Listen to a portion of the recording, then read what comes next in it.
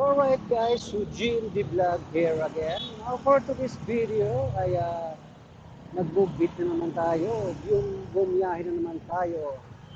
Alright. So ngayon ay last drop off natin dito sa may Terminal 2. Oh. Then naka-tin bookings tayo ngayong araw na to mula 11:30. So ang oras ngayon alas 4. So naka-tin booking tayo ngayong araw. Naka-tin booking tayo ngayong araw na to. Alright, so di na masama. Bukas ulit. So ngayon pauwi na tayo ng Taguig. So yung last booking natin kanina galing ng Pasay.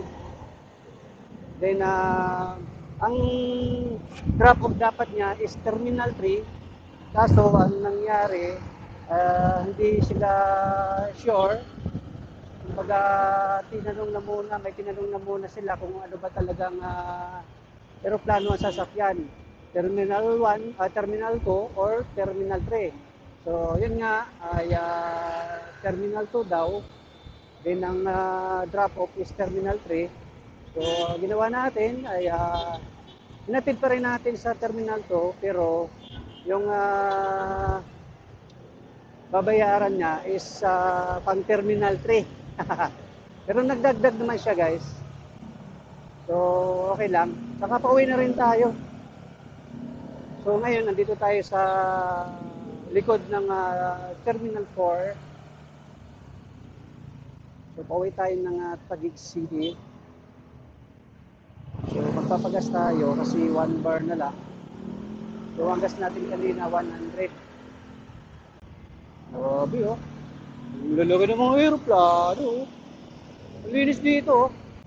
So share ko lang sa inyo no. So ang gamit-gamit nating microphone ngayon is itong TY Pro ng Fredcon.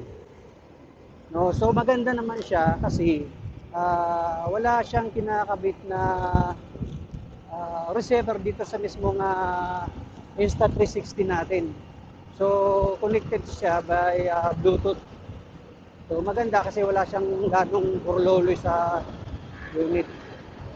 4:07. So sana makapasok tayo makarating tayo ng maaga.